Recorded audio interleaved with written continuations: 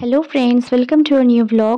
আগের ভিডিওতে তোমরা সবাই অনেক ভালোবাসা দিয়েছো, তার জন্য তোমাদের সবাইকে অনেক অনেক ধন্যবাদ।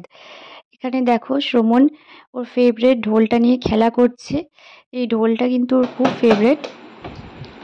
ঢোল বাজানোর লাঠি দুটো আমি সরিয়ে দিয়েছি, যেহেতু ওর কিন্তু খুব মুখে দেওয়ার অভ্যেস আছে, তাই মুখে লেগে যেতে পারে, সেই জন্য সরিয়ে দিয়েছি। তো এমনি হাত দিয়েও বাজাচ্ছে, আর দেখো কেমন করে খেলা করছে।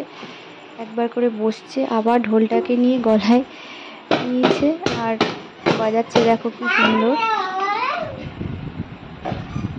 এক জায়গায় বসে কিন্তু ও একেবারেই খেলতে পারে না, খুবই কম খেলে।